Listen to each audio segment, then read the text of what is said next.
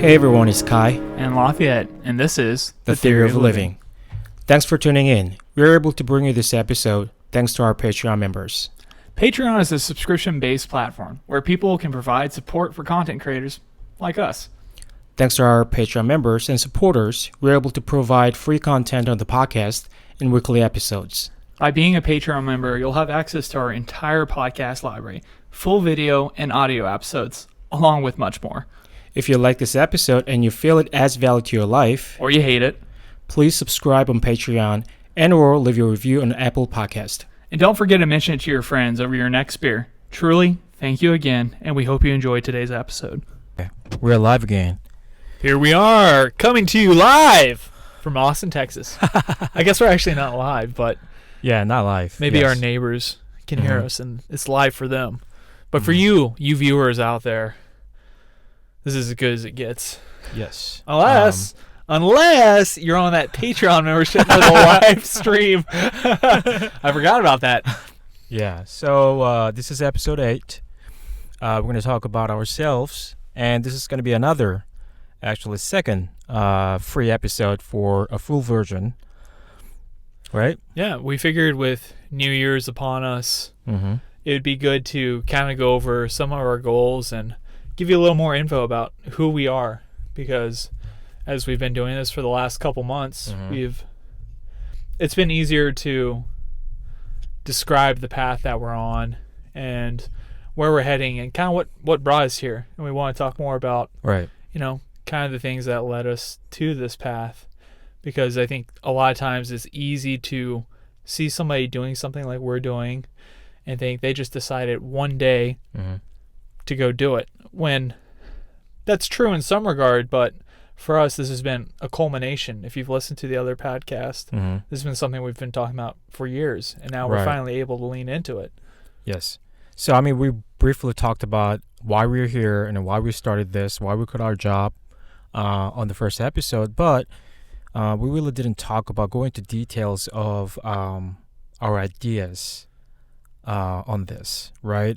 Why we have passion for this, how much we're enjoying it, which we realized recently too. We just talked about this in the coffee shop earlier this morning. We're doing this 30-day challenge on climbing, and I realized that not only was I enjoying it greatly, but also I found myself genuinely enjoying the process, and which makes me just be myself more, just being goofy, laughing, that was an indication for me to see that I'm really enjoying this. Yeah. I'm really, truly enjoying this. I'm loving it. Sorry, before the memory card was full of space and so rudely cut us off. Unexpectedly. Yet somehow always seems to happen. But my identity and my personality at work, there was a vast contrast in the way I carried myself outside work, because I wanted to be perceived a specific way in our industry. I wanted to be taken seriously, because that's the value that are set in the industry, or in a professional work environment such as that you need to be serious, you need to be the expert, and you just want to be taken seriously so you can promote and people can rely on you and count on you. And I enjoyed specific aspects of that, don't get me wrong, because I felt I was good at it, but it missed me entirely. It missed the creative part of me, the part that loved engaging with people, the part that was super empathetic, because it was such a technical field. I rarely wanted to engage somebody in a non-technical manner. Right. And that was very difficult for me, and you're almost living two lives like that. I'm living a life differently when I'm at work. You're Neo. That's what I like to hear. There we go. I'm finally out. Unplugged me. And it does feel like I'm now much more in the real world, and I'm allowed to be myself. Damn, real world. You boldly say that. I would say so. I mean, that's how big of a contrast is. Yeah. And it seems ridiculous to say that, quitting your job and heading down another path can have such a crazy impact, but my world's been totally changed. And I always knew deep down somewhere, oh man, there's got to be more than this. And it was hard to really put my finger on what it was. I always looked at artists and thought, like, man, I love the passion they have, and the idea of being a starving artist really appealed to me. But I understood intellectually, but not through experience. But now I can understand experientially why people sacrifice all these things: retirement, 401k, stability, things that are valued heavily in our culture for the pursuit of passion or something they love. Something that may have relatively no impact on others, but for them, it's everything. Right. So I have a question for you. Let's hear it. What part of you has revealed more since you were on this path? Meaning that you're happier now. You find your daily lives more meaningful. And I'm curious, like, what part of you was hidden before, but now is more revealed? I don't think it's so much that it was hidden. It was just now I'm spending all my time leaning totally into who I want to be. Right. So, I mean, for example, in the last year, there's been just trying a lot more things that I wouldn't have entertained previously because either I didn't have the time for it, I couldn't, pursue hobbies I liked, or lean into the creative side because all my time, my free time, was spent pursuing rock climbing or things of that nature. And even my identity, I've grown my hair out. Granted, that's been the last couple of years, but it's been a slow and continuous process. We just recently got tattoos mourning the loss of our friend, which was totally unexpected. But if I was in a professional environment, I probably wouldn't have got a tattoo like that. My ears are pierced, and these are all simple things that seem really silly, but they're things I probably would not have entertained because I want it to be perceived a specific way in my industry, even though it was completely opposite of my identity. But now I've been enabled to lean into it, and I feel more at home in my body, in my own skin, my hair, the way I carry myself, and I can just be at ease with who I am. And I always had that outside work, but now I don't have to worry about going into work and being a certain way. So in that way, it's kind of shined a light on the path, and it's made those things much more clear, so much so I can't imagine leaving the path ever again. Yeah, that's a very powerful statement. Right. What about you, though? Because you're in a similar boat, you quit your job too. And yeah, I think my situation is pretty similar to you, that, when I was at work, part of it is because I wasn't happy, but also at the same time, I didn't really feel the need to reveal myself or reveal my identity at workplace because it's not like I was an asshole. Like, I don't want to fucking, talk to these people. Right. Well, that's why we're friends. It's not like that. I mean, there were good people, obviously. There were smart people, especially at work, right? But I really didn't feel the need to interact with people and socialize because I felt like I didn't think at the time that I would be able to genuinely interact with the people. And I was more focused on my work and tasks, which are very stressful. So, in a way, I was really similar as you, that, I lived like two different lives. Like at workplace, I might have looked like an asshole, always quiet, reserved, but I'm not like that at all, right? I mean, you know that, right? Yeah. In real life, I'm not like that at all. I'm goofy. I laugh all the time, have fun, talk about girls all the time. We talk about that forever. Right. Things like that. So since I quit my job, I feel like I'm living more genuinely. And therefore, every part of it, every minute of it doesn't feel like a waste. Oh, yeah, that's a good point. Because there is so much time in our industry and a job for anybody that feels unfulfilled, where even if you have downtime, you're thinking to yourself, I'd rather not be getting paid than having to be here. Even though I'm getting paid doing nothing, my time feels more valuable, and you're so aware that you're wasting your life. Yes, I think that's the important part. I think here is that it was not the job itself that made it miserable. The job was good. Mm-hmm. It paid good, and it was not. I mean, it's kind of hard to explain this to those who don't know well about semiconductor industry. But it could be really quiet for a long time, and it could be really busy for some time, right? Mm-hmm. So the job itself was bearable. It was not like I couldn't be there anymore because the job itself was so hard, and those elements of work made me feel like I can't just bear this anymore. It's not like that.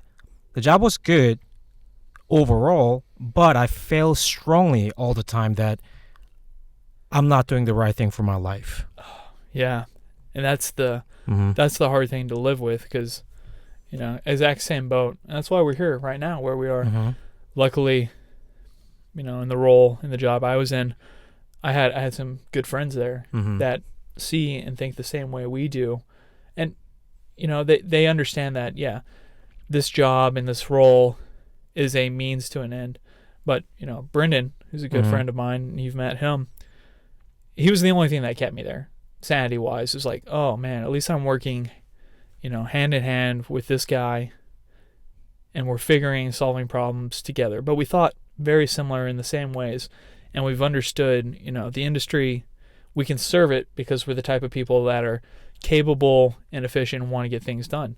Mm-hmm. Similar to the relationship we had when we were working at the other company together. But I couldn't imagine being in a job and in a role without having somebody that sees the things the same way. That would be absolutely maddening. And again, I didn't hate my job. There's aspects I really enjoyed. Mm-hmm. But the biggest thing is that frustration or that deep lack of satisfaction with your life probably comes from a place of being on the wrong path. Mm-hmm. Something's wrong. But I think a lot of the times we try to fill this hole in our heart, or, I'm using that metaphorically. Mm-hmm. That can mean a lot of different things, but we try to fill this gap in our life of being on the wrong path with other things, whether it's a new car, a house, a wife, a husband, Mm-hmm. kids, whatever it is. And those may be great things, Mm-hmm. but they may not be big enough to fill that gap. And sometimes you got to just switch it up entirely. And for all intents and purposes, this could be the wrong path we're on. Mm-hmm. But the level of satisfaction and the certainty I have currently on this path is Mm-hmm. more than I've had in any other path in my life. And it's unquestionable, and I never thought I'd feel this way. Because my Yeah. entire life, 30 years on Mm-hmm. this earth, I've always felt lost in some regard. Mm-hmm. And now, even though it's consistently changing what we're doing, like where we're going, there will be a Mhm. lot of travel, not necessarily a home base, I feel at home on this road. Yeah. Yeah, that's a great point. I think, many of the listeners, some of the listeners may ask the question, then how do you know that your current path is correct? How do you know that you're on the right path? Right? You even just questioned that, this may not be the right path, right? Mhm.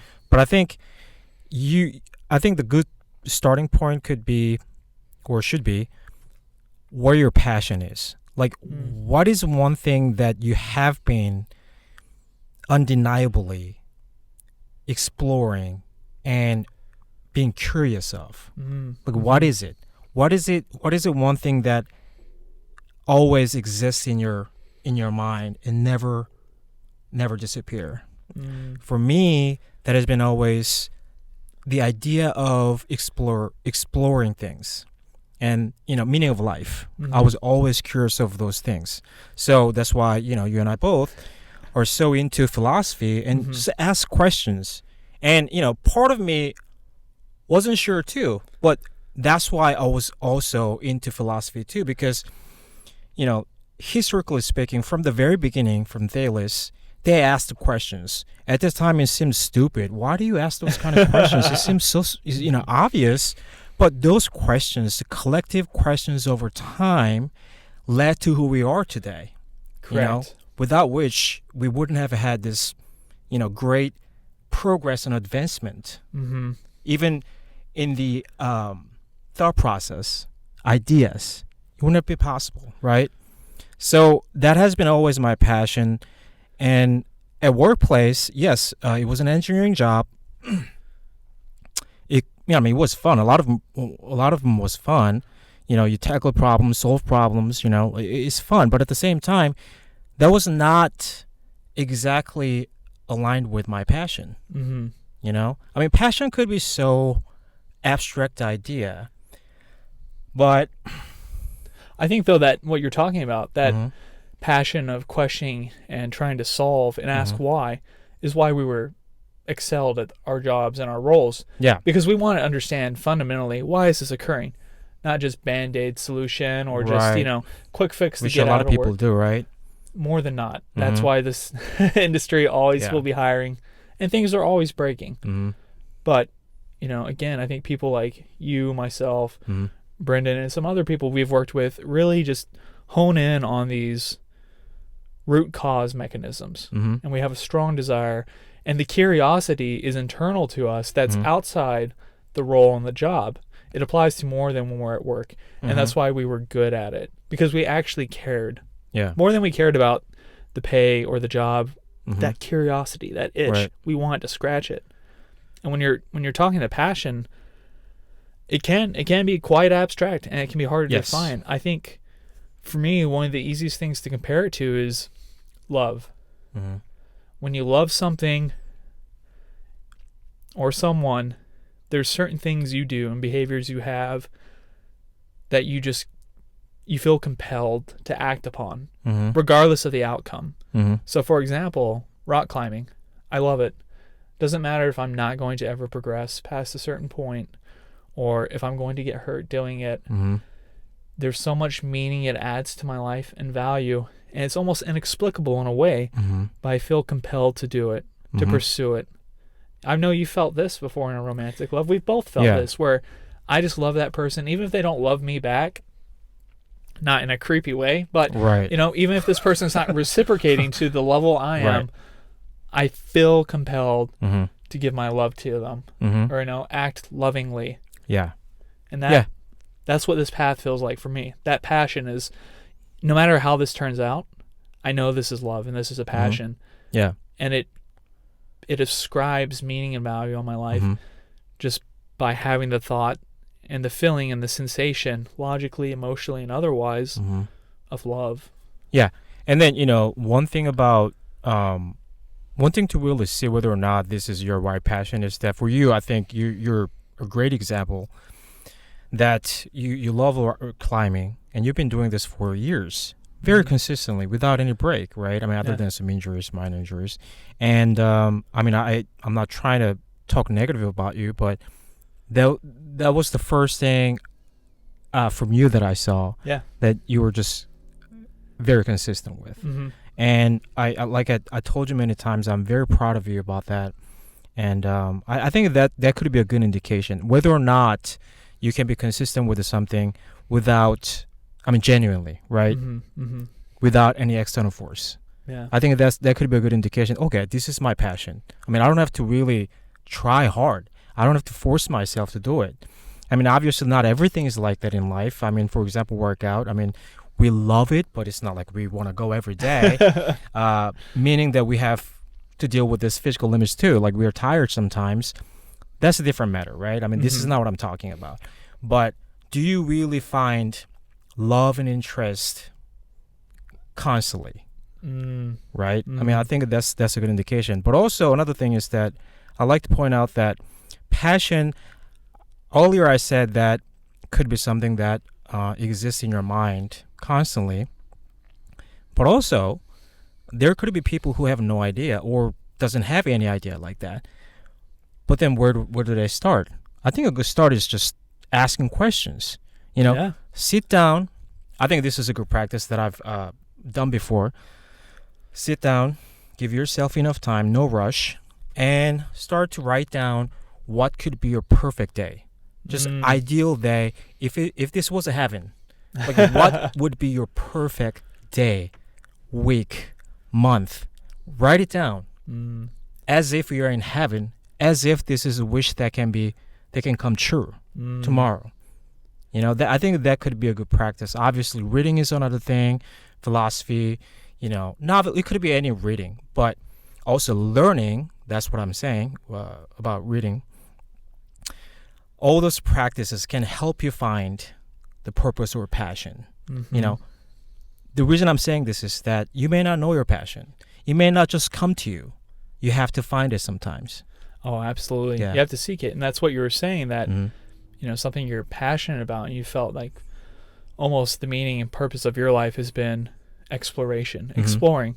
And why is the question that propels you to explore. Yes. And it propels you to explore not only in an intellectual way, Mm-hmm. but also it has a call to action. Yeah. Yeah, absolutely. Why? What's it like there? What's the experience like for me if I do it? Because you can think about these things intellectually all day and all night. But again, like we talked about in the last episode, experience is different than the quantifiable. It's different than the symbols we use to represent the experience. Very much so. And you have to go and take action to answer the why. Not only intellectually do you have to summon the questions and wrestle with concepts, but you then need to engage and interface with your senses and reality and what we consider reality to actually pull and extract meaning. Because you can ascribe meaning on things in your life. And like you said, when you really love something, it comes naturally. Not that you're going to be good at it, but the love for it comes naturally. And it gets deepened. The more you do it, the more you just fall in love with it. And that's, I think, a perfect example for this podcast as well, and the vlog that we're doing. It's amazing how we started and we were excited, and the excitement's only grown. Yeah. And I just feel more and more. It's like love. When you love somebody, you want to talk about them, you want to hear about them. You're just so enamored. And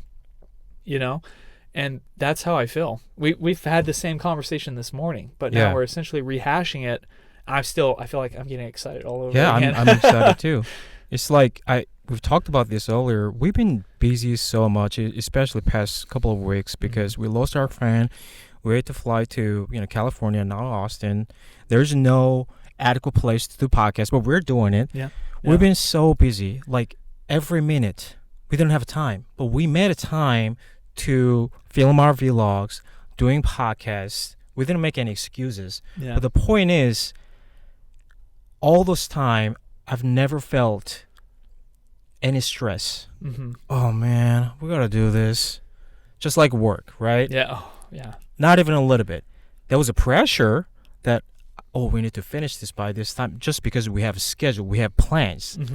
But it has never been burden. Or things that I don't want to do that I have to do. Right? Never felt that way. And this is another, again, strong indication that, okay, I'm doing what I love to do. Right? No, I think that's one good thing you're saying about the burden. It almost feels, there's definitely a pressure there, but it's an excited pressure. You're like happy to have that pressure applied. You know it's work, you know it's effort, but you know it's good effort. You're like stoked to do it. You're stoked to get it done.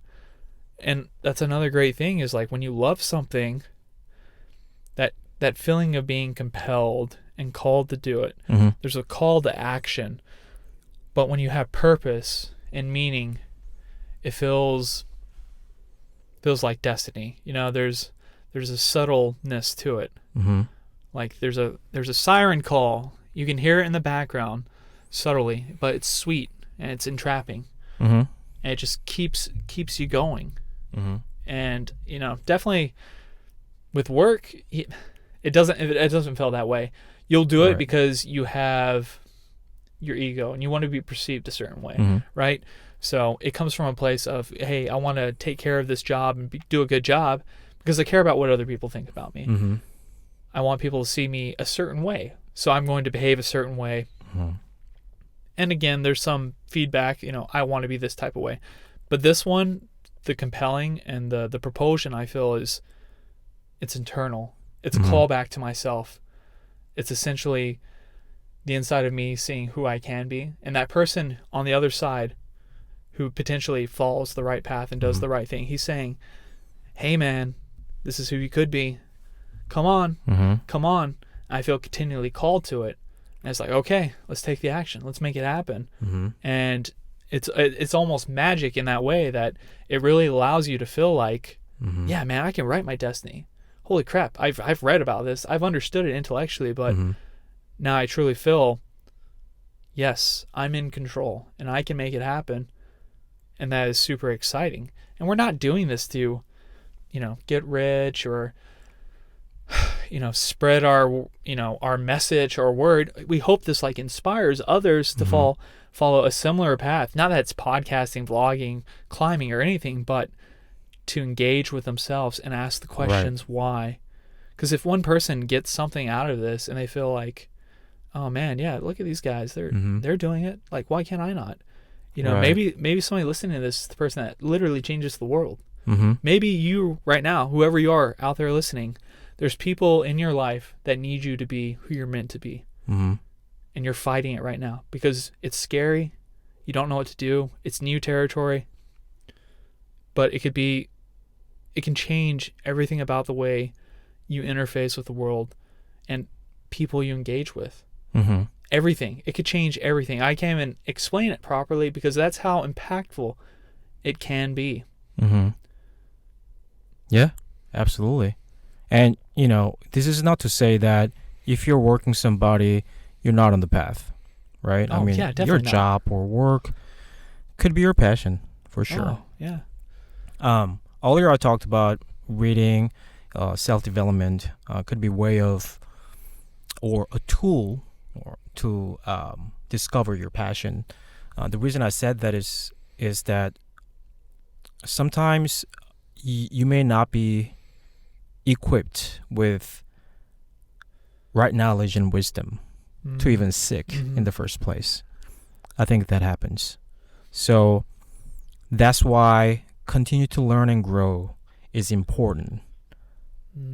Right? Yeah, no, absolutely. It reminds me, I forget the gentleman who said the quote, but somebody was asking him about, the books he's read, and he says, I can't tell you all the impactful books. I'm summarizing. Somebody listening probably knows what I'm referring to. But he was saying, I can't tell you every book I've read, just like I can't tell you every meal I've had. But it is a part of me. It made me who I am. So in that way, all the experiences you have, listening to this, seeing the things that encourage you, reading the books, having these experiences, eventually, cumulatively, can lead you to the path. Because like we were talking about, hey man, we talked about this for years and years. We wanted to do this. But now I realize how unequipped and how unprepared we were. And, that might sound like an excuse to some people. And maybe it's an excuse to us why we didn't start.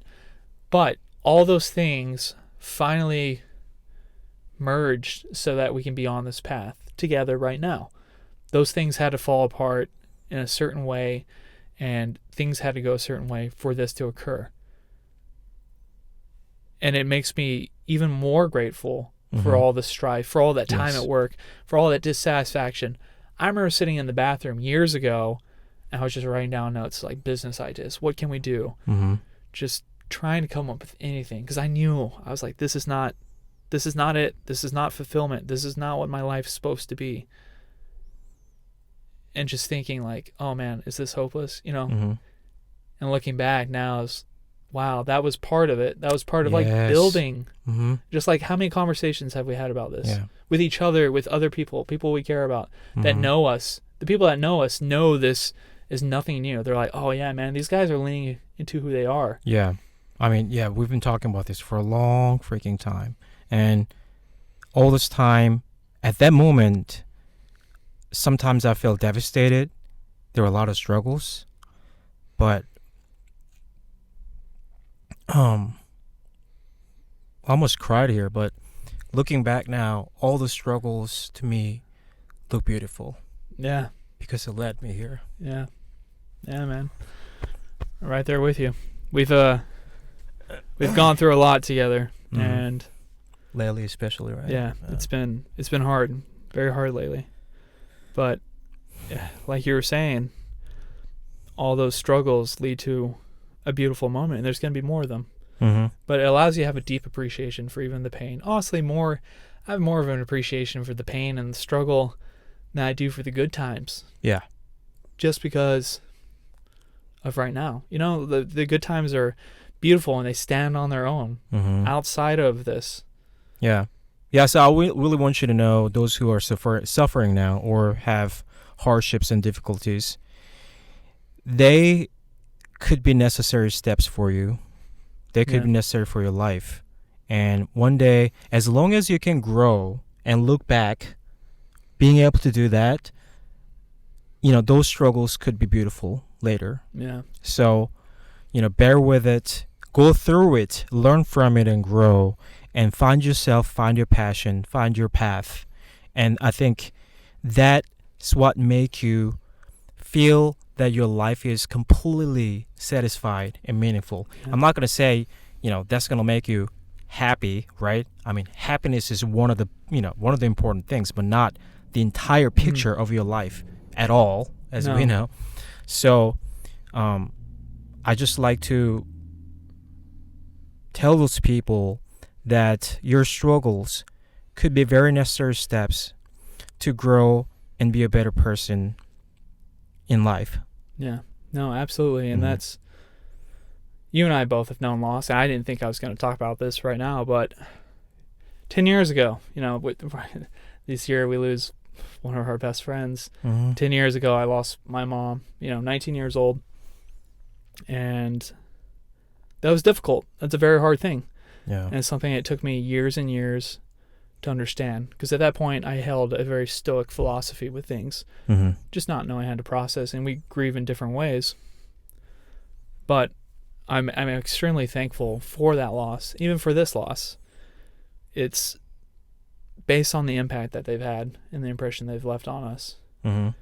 And, you know, again, people that are struggling with something right now, not that your depth of loss has to be as great, because your loss is loss. You know, your struggles are yours. They're personal, and they're hard, and they're painful. But like you're saying, those can be the stepping stones on your path. Any path worth traversing is going to have difficult sections. Like, who goes for a leisurely stroll in the park and says, "Oh yeah, man, I'm kick ass. Look at what I did today." Right. Nobody's impressed by that. Right. Well, you're good at it, but yeah. Yeah, you're good at what literally everybody else can do. Yeah.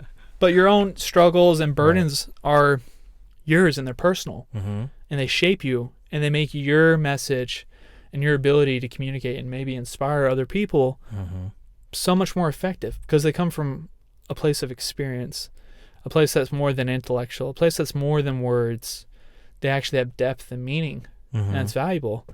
And it's funny because we talk about the why to things a lot.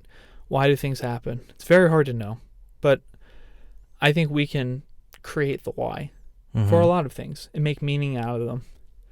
And, you know, we've both been on similar paths years and years ago. We were, this is funny, we've been recently reached out to by a lot of Christian followers, and, you know, that's not a path we're on anymore, but we both had intent, and we pursued ministry long time ago. Yeah. To be preachers. And again, I think that's because we had the questions why, and we asked it thoroughly and examined that path, and for us it was not the correct path. Yes. Right. And that's why we're here now. And so for anybody on any path, again, ask why. Yeah, maybe that's your path, maybe it is, maybe that's the culmination of it. But the second you stop asking why is potentially the second you don't realize you're not on the path anymore. You know, you got to constantly be like, hey, wait, is this the right direction? Am I going the right direction in my life? Or wait, is the trail over there? Because if you don't, you could get lost and you get set back. And a lot of us get set back for years because we think we're on the path. And again, it's not invaluable experience. You learn a lot by being on the wrong path. Yeah. You know, it's super valuable, and maybe that's the way to get back onto the right path. Don't beat yourself up over it. Just start asking why. You can change and correct today if you want to. Yeah. I think, you know, there's a big difference between passive rider and active rider. Both could be on the right path. But even if you feel strongly, like us, on being on the right path, doesn't mean that you can be passive from this point because you're on the right path. Yeah. You have to stay active on your path, not because your path is wrong or could be wrong, because you have to continue to evaluate so that you don't deviate from the right path. Mm-hmm. And as a human beings, we can be easily corrupted, Yeah. by so many different things. That's why you need to be active throughout the path. Be vigilant. Yeah. Take caution. Prepare. Realize that it's going to be a struggle. There's hardships on every path. Mm-hmm. If you've done any hiking, you'll know. If you've ever been in the mountains, stumbling around in the dark because you get lost, Yeah. you'll understand why preparation is important. Mm-hmm. But there's so much that we're just unprepared for in life because we're not given the tools. And a lot of it we have to learn through experience. There's some people that are gifted enough that they can learn these things intellectually through others, so they don't have to suffer some things. I hope anybody listening to this doesn't have to suffer some of the things we have. Mm-hmm. I'm 30, you're 40. Some people find the path and know it from a very early age Mm-hmm. and are all about it and on it. But I think they're a extreme minority, less than a tenth of the population, like a tenth of a percent of the population are those people. So don't feel ashamed that you don't know where you're going or what you're doing, or bad when people have questions about your path. Understand that they don't understand what you're doing because they don't have your experience. They don't have your bias. They don't have your brain, your physiology. Mm-hmm. So maybe they can't understand it. Yeah. Listen to them, put it against your life and see if there's value that you can take away from it. And maybe there is. Maybe you are a bit off the path and their input's valuable. But just be cautious of any input somebody gives you. Take it for yourself. Yeah, again, not passively accepting those information and knowledge. Yeah. Right. I remember when I was probably like 10 years old, something like that. I was always curious about learning and what knowledge is. Like, what does this mean? Like, what is it to me to go to school and learn? What does that mean to me? I was always curious. So I went to a really old bookstore, and I just went through. I didn't even know what I was looking for. I was just went through all the books there, and then one book caught my attention. And I just opened it. It was about epistemology. Oh, shit. Right. So I know, like looking back now, I was always curious. I just went like below the norm, like a normal level of curiosity at that age. And then I wanted to dig more. Wow. And that's how I know, okay, I had made a lot of bad decisions. Like even when I went to school in Korea, I chose my major based on, what major would land me a better job? Those are the questions that, don't get me wrong, I was always curious like that. I was always intellectually, curious, but at the same time, I made all the same decisions with the same reasons, just like anybody. Yeah. Right? Yeah. So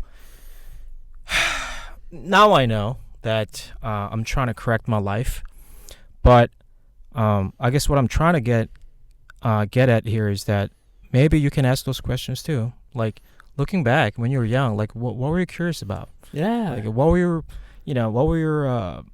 interests? Those kind of questions ask, and just look back. Maybe you've made bad decisions. Maybe you have not. But I think those questions are worth asking. Yeah, I think, it ties right back to what you were saying earlier. When you're engaging in the vlog and the podcast, you feel like you can be a kid again. You're laughing, you're goofy. Yes. You're really leaning into like childhood again, and it feels right. Because early on, we have all these indicators to say, oh yeah, these are my interests. This is what I want to do. It's just that we grow up and we have all these things thrust upon us, through culture, society, peers, these expectations that we forget. Yeah. It's almost like we forget the child we were, the loves we had, the interest, the things that made us curious, the things we wanted from life. And we just say, oh, those were childish, foolish things, childish dreams. But maybe they're not. Yeah. Maybe they're very possible. Maybe you're very capable. Yeah, And if I you're think not- I think we're just, fucked over by those imposed ideas for a Yeah. long time. Yeah, I don't think it's intentional. I think it's just a byproduct of any system. It Yeah, I mean, imposes just this you're idea. living normal life. Yeah, yeah. Again, this is nobody's fault. This is just a byproduct of Mhm. living. Yeah, exactly. Like a lot of factors actually influence that. Even your parents, they don't Mhm. have bad intention for you, but they will tell you, and those become your ideas that were not yours at all. Yeah, You know what I mean? Like they don't have any bad intention, but that becomes yours. yeah. That's a problem, right? Not always, but largely I think it is. Yeah, well, here's again, like we always talk about, there's a risk that it's a real problem unless Yeah. you ask why. Yeah. Because you might just be believing it because it's always been told that's what you should believe. Mm-hmm. If you don't go back to double check, Mm-hmm. buddy check, as we Yeah. did in our industry, Yeah. you could be at risk for a huge mistake. Right. You need a buddy check. Even the people that had the best intentions, that told Mhm. you these things, that really do love you and are looking out for you, Mm-hmm. they're embedding you with ideas that may not add value to your life. Mm-hmm. Yeah, it's not to say that don't trust your parents, don't believe anybody. That's not what we're saying. As long as we live in this society, we're not free from it, right? Only Yeah. thing we can do is that we grow and we evaluate those things again, Yeah. right? I mean, that's the only thing we can do, honestly, because otherwise you grow up on your own, which is impossible in nature. Again, like you said, it's a byproduct of this modern society. Mm-hmm. So that's why we need to be more critical, even today, so that we can we don't have to, or we shouldn't stay in this path of imposed ideas. Yeah, no, absolutely. And Mhm. to reinforce that, similarly, what I was just saying with the buddy check, for people out there that may not have an idea what that is, it's a pretty straightforward concept, but it's extremely applied in our Mhm. industry, where you'll be working on a machine that has dangerous chemicals, Mhm. gas lines, electrical currents, different things, pinch points, mechanical, whole bunch of different things that could kill you or maim you or impact your life or other Mhm. people's lives. So what we do is a buddy check. I say, hey man, I went and checked to make sure this gas line is locked out. There's no more gas. Can't Mhm. flow it. It's good. Like, we're safe. Mm-hmm. Go check it for me. And you're not telling your buddy to go check it for you just because you think you're wrong. Mm-hmm. It's to ensure that, Yeah. oh yeah, it is safe. Yeah. It's good. You should do the same thing with these ideas that Yeah. you have. Hey, wait, let me check it. Again, it's not because I think you're wrong. Mm-hmm.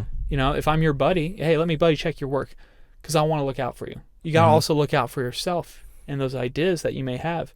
So buddy check it because you might be saving your life. You might be saving Mhm. somebody else's life. Yeah. And there's extreme value. And again, when you do that, you'll have a deeper understanding of it Mm-hmm. because you have to think about things differently when you're Mhm. critical of them.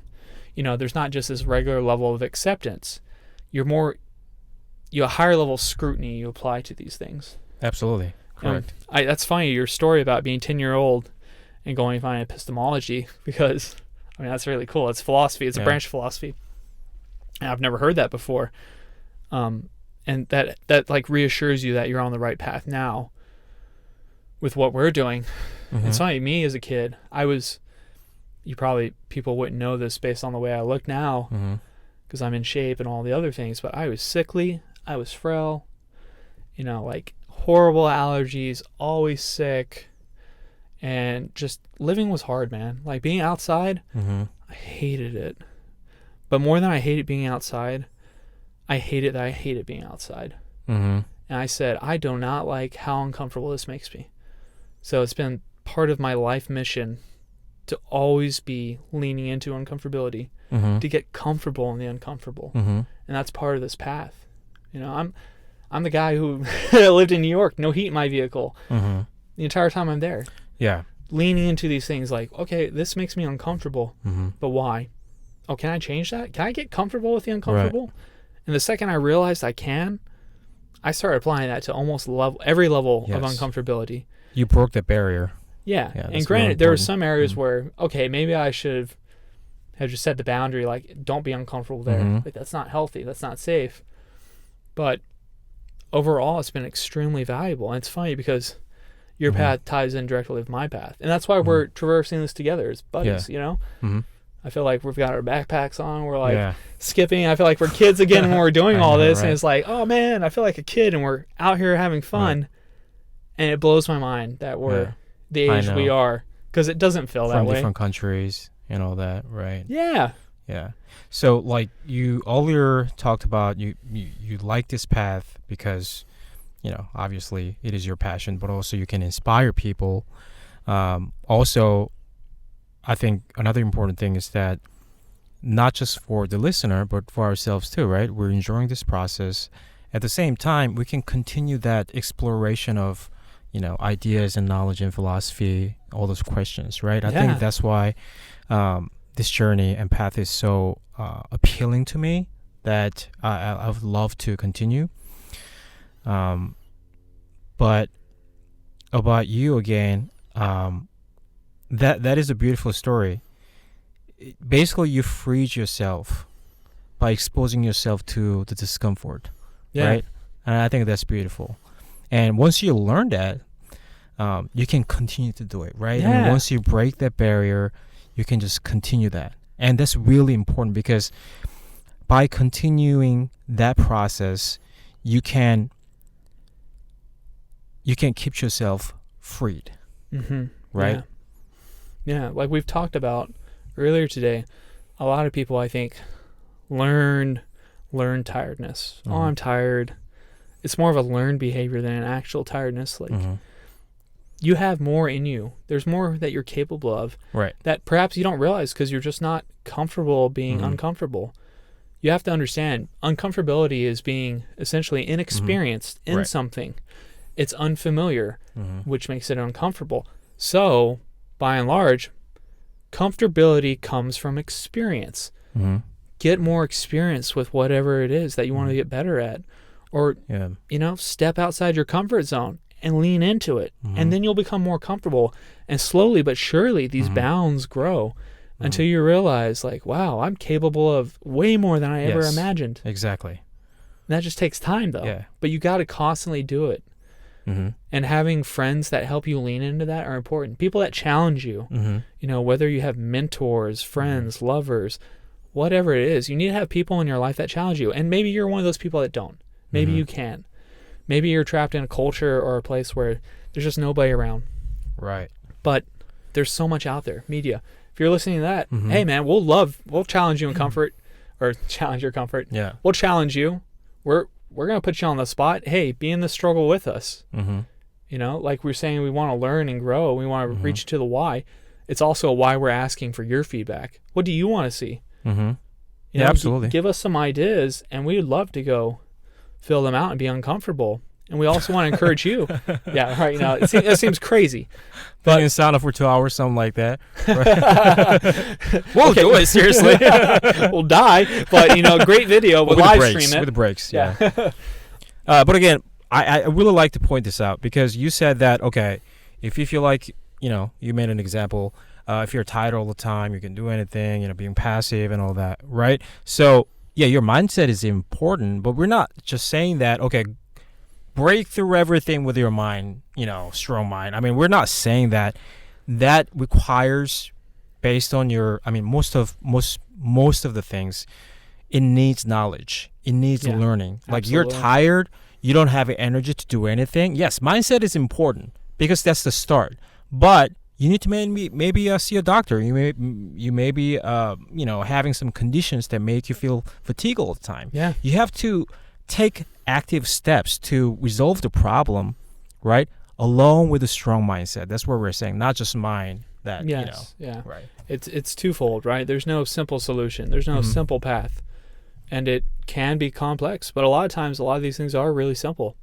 Mm-hmm. But you have to evaluate and you have to investigate them, Mm-hmm. because even the answers we give you, they may be true statements. They're true Mhm. for us, but there's a relative truth there. Yeah. They're not absolute truths. This Yeah. may not be. It sounds cliche. This may not be your truth. Mm-hmm. through our experience, this is true for us. You might find a different path, different methodology. There's different training regimes you can go through and apply to your life to be successful. But the good thing is, like, hey, if one fails, don't get hung up on it. Don't get bogged down. You didn't waste time. You just found out that one doesn't work for you. Yeah. On to the next one. How exciting that we can actually learn new things. It blows my mind that we're even capable of learning. Every time I've played the guitar and learned something, or even climbing, holy crap, I can do that. It happened to you. Yeah. Happened to you Friday, and blew me away because I was like, holy crap, he just did that. Yeah. I was blown away. Yeah, but that came from only 3 weeks of training and being regimented and taking discipline, taking specific actions over time. And then suddenly you're like, whoa, this can happen. Right. I'm capable of this so quickly. That was crazy. And, we talked about this earlier, that that challenge that we're doing it's been 3 weeks. We could have faked a lot of things, right? Because we're extracting maybe not even half of what we actually do or we film, but we didn't, right? Yeah. Because we genuinely enjoy the process. Yeah. That's another thing. And, before I saw almost 47 minutes in, we wanted to talk about, more about us because on this episode, we feel like we haven't really showed who we are to patrons. No, I mean, moving forward, I thought that it's important to properly introduce ourselves, right? I mean, through a lot of meaningful conversation, we revealed who we are. But I think before we end this, maybe some personal things that you want to talk about? Yeah, sure. So, I mean, my first name is Cody, but I've got 2 middle names. There you go, important one. Yeah, it's because important. I think there has been some confusion. There has been, right? Yeah. So I've got 2 middle names, Lee and Lafayette. Lafayette is a uncle of mine who was my mom's brother, but also my dad's best friend before they were together. And, they gave me that name because they loved him so much. And he's still alive. Again, this year's been rough. He called your dad the other day, yeah. Yeah, he had a horrible injury, and there's been a lot of bad things going on.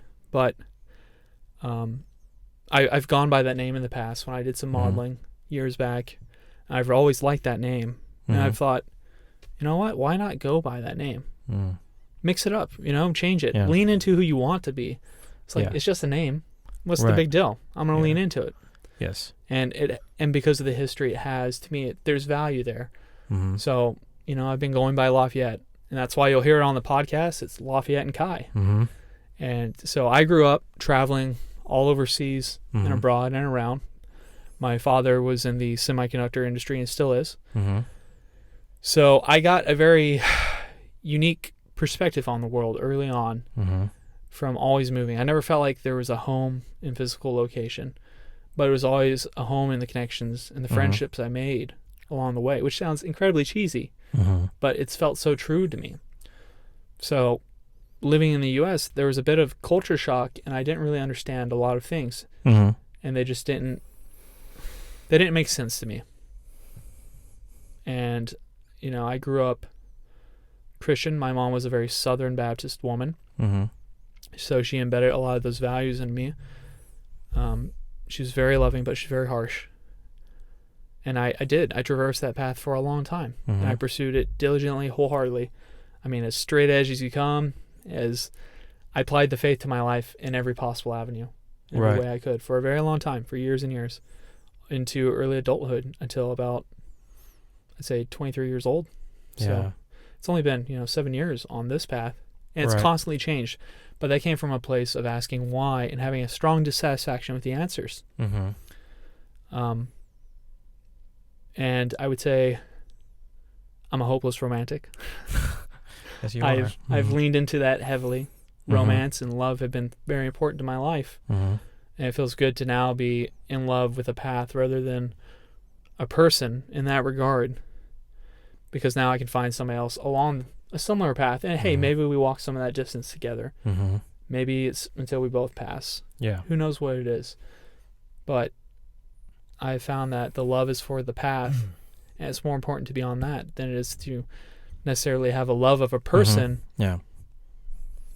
but not be on the right path. Right. Because then it all falls apart regardless. I end up in the wrong place. Mm-hmm. Even though I'm there with somebody I love, everything about my surroundings feels wrong. The language I don't speak, the trees I don't understand. There's no rocks to climb there. Like, what am I doing? And so, you know, after all the years in the semiconductor industry, starting at 21, finally quit, and now I'm here with you, and we're doing this. And that's just a small condensed version. People that know me, you know, they know way more. But over time, I hope to be more vulnerable, and you can see us clearly. You know, these aren't personas. We're not acting when we turn on the camera. Yeah. We're not embellishing. We're just being who we are. And hopefully we can communicate that to you. Yeah. Yeah. How Nicely about you, put. Nicely Song? put. Yeah. So my original name is Sang, or Sangyeon. It's a Korean name. I'm originally from Korea. I came here in 2008. I basically was born and raised in Korea, under a very traditional big Korean family. So I told you. So I was the firstborn of the firstborn, which is a big deal according to the tradition. So I would sit at a table with my dad, who is also firstborn, with my grandma, which is the head of the family. Only three of us, and you know, the younger and the daughters, women, all the women in the family would sit in the same table eating together. This is a long time ago. Yes, and I was always I was treated specially by my grandmother, who passed a couple of years ago. Anyway, so I was because of their reason, I was selfish, and very this conventional, conservative, I would say, because I grew up in that family. You know, oh, man should have been this way, man should do this, you know, all that, right? And then it took me, you know, a long time to really break that, because I didn't know any better, right? I mean, I had to learn that on my own, so that's why it took a long time. But, you know, here I am, and recently broke up with, you know, long-term girlfriend. So I should probably stop there. I don't know where I'm going with this, but you know, yeah, that's a brief version of my life. And we worked together at this one of the big corporations, and we're not happy, obviously. And then we quit. We went on our, you know, each ways, and we reunited a couple months ago, and we started this. Yeah.